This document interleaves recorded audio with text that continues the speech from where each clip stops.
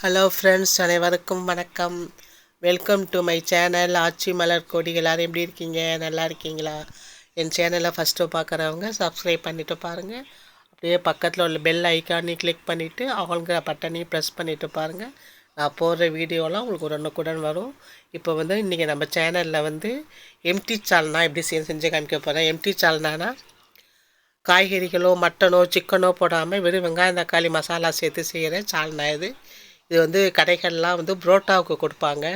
புரோட்டா, சப்பாத்தி, இடியாப்பம் எல்லாத்துக்குமே சாப்பிட்லாம்.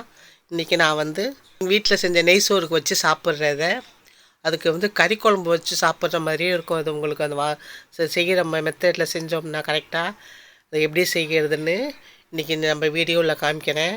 வாங்க வீடியோக்குள்ளே போகலாம். அதுக்கு என்ன செய்யணும்னா, ஃபஸ்ட்டு ஒரு மசாலா ரெடி பண்ணிக்கணும். ஒரு மிக்ஸி ஜாரில் ஒரு கைப்பிடி தேங்காய். இப்போ நான் செய்கிறது 4-5 பேர் சாப்பிட்லாம். ஒரு சின்ன கைப்பிடி தேங்காய் சேர்த்துருக்கேன். அதோட 2 கிராம்பு, 2 ஏலக்காய், ஒரு துண்டு பட்டை, அரை ஸ்பூனு சோம்பு. இதுக்கு மசாலா ரொம்ப போட்டிங்கன்னா மசாலா அவசரமாக காரமாக இருக்கும். அதனால் 2 ஏலக்காய், 2 கிராம்பு போடுங்க.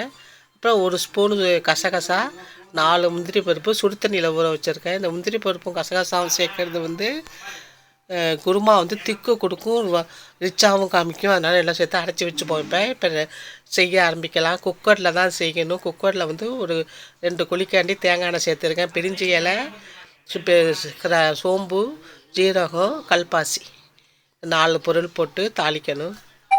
பட்டை கிராம்பு நம்ம போட்டு அரைச்சிட்டோம். அதனால் பிரிஞ்சி இலையும் கல்பாசி, சோம்பு, ஜீரகம் போட்டு தேங்காய் எண்ணெயில் தாளிங்க. நல்லாயிருக்கும். இது நல்லா நம்ம போட்டிருக்க அந்த மசாலா நல்லா பொரிஞ்சு வந்த பிறகு வெங்காயம், தக்காளி, புதினா, கொத்தமல்லி இதெல்லாம் சேர்த்து வதக்கணும். ஃபஸ்ட்டு வெங்காயத்தை போட்டுப்போம். வெங்காயம் நல்லா பொன்னிறமாக நல்லா வதங்கினா தான் இந்த குருமா நல்லா வாசனையாக இருக்கும். அதனால் ஃபஸ்ட்டு வெங்காயத்தை ஒரு பெரிய வெங்காயமாக எடுத்துக்கோங்க. சின்னதாக இருந்தால் 2 வெங்காயம் எடுத்துக்கோங்க. இந்த வெங்காயம் போட்டு இந்த தேங்காய் எண்ணெய் இந்த மசாலா சாமானோடு நல்லா வதக்கணும். அதுக்கு இடையில் 4 பச்சை மிளகாய் கீரி வச்சுருக்கேன். ஒரு கொத்து கருவேப்பிலையும் போட்டுக்கோங்க. அப்போ புதினா, கொத்தமல்லி போட்டோம். இப்போ கருவேப்பிலை போட்டுருக்கோம். போட்டு நல்லா வதங்கட்டும். பச்சை மிளகா, புதினா, கொத்தமல்லி, கருவேப்பிலை போட்டிருக்கோம். மீதி தட்டில் ஒட்டிட்டுலாம் எடுத்து நான் போடுறேன். அதில் புதினா சேர்த்து நல்லா வாசனையாக இருக்கும். இப்போ நல்லா ஒரு ஸ்பூன் இஞ்சி பூண்டு பேஸ்ட் போட்டு நல்லா கிளறிக்கலாம்.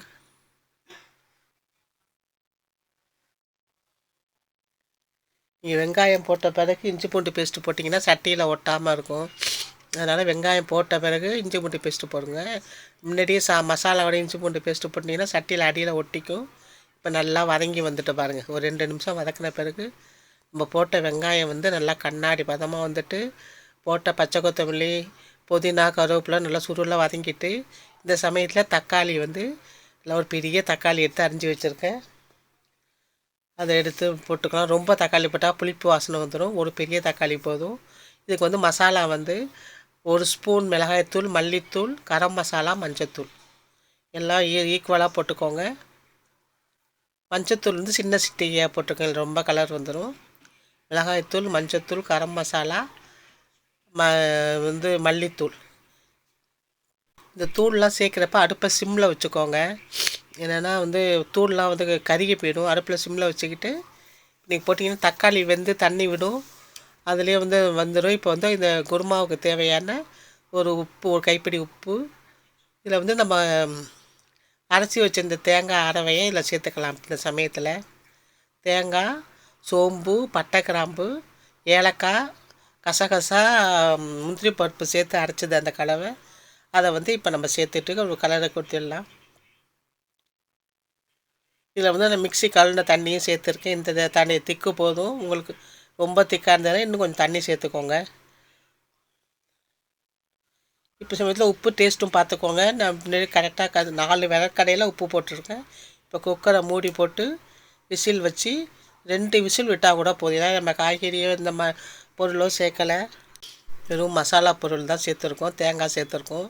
2 விசில் விட்டால் போதும். நல்லா இவ்வளோ அழகாக எப்படி வந்திருக்கு பாருங்கள். இதுதான் எம்டி சால்னா. இதுதான் ஹோட்டல்லாம் உங்களுக்கு புரோட்டாவுக்கெல்லாம் கொடுப்பாங்க, சப்பாத்திக்கு கொடுப்பாங்க. செய்கிறதுக்கு கொஞ்சம் பொருள் இருந்தால் போதும், நல்லா வீட்டிலே செஞ்சிடலாம். சப்பாத்திக்கு ரொம்ப நல்லாயிருக்கும். பிள்ளைங்களுக்கு லஞ்சு பாக்ஸ் கொடுத்தாலும் சீக்கிரம் வீணாக போகாது, நல்லாயிருக்கும் இந்த குருமா.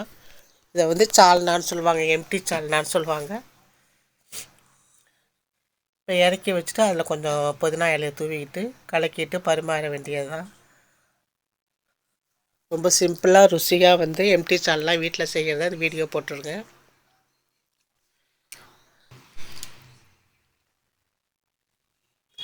பார்க்கவே கண்ணுக்கு அழகாக இருக்கும் பாருங்கள். ஹோட்டலில் செய்கிற எம்டி சால்னா இது நான் இன்றைக்கி வீட்டில் காலையில் வந்து பையனுக்கு லஞ்சு பாக்ஸுக்கு ஆஃபீஸ்க்கு நெய் சாதம் செஞ்சுருந்தேன். அதுக்கே இந்த சால்னா வச்சுக்கிட்டு நாங்களும் சாப்பிட்டோம், அவனுக்கு கொடுத்து அனுப்பிட்டேன். சாதாரணமாக இந்த நெய் சோறுக்கு வந்து சிக்கன் குழம்பு தான் வச்சு நல்லா சாப்பிடலாம். இந்த எம்டி சால்னாவே சிக்கன் குழம்பு மாதிரி இருக்கும். அதை பாருங்கள், பக்கத்துலேருந்து எடுத்து சாப்பிட்றான். இந்த எம்டி சால்னா வச்சு இந்த நெய் சோறு சூப்பராக இருக்கும் சாப்பிட்ற. நான் எடுத்து சாப்பிட்றேன். அவ்வளோ நல்லாயிருக்கும் சாப்பிட. எம்டி சால்னா வித்து நெய் சோறு இன்றைக்கி எங்கள் வீட்டில் செஞ்ச சாப்பாடு இதுதான். நான் வந்து எம்டி சால்னா வீடியோ எடுத்திருக்கேன். இந்த வீடியோ உங்களுக்கு பிடிச்சிருந்தா என் சேனலை சப்ஸ்கிரைப் பண்ணிட்டு லைக் பண்ணி ஷேர் பண்ணுங்கள். தேங்க்ஸ் ஃபார் வாட்சிங். வாழ்க வளமுடன்.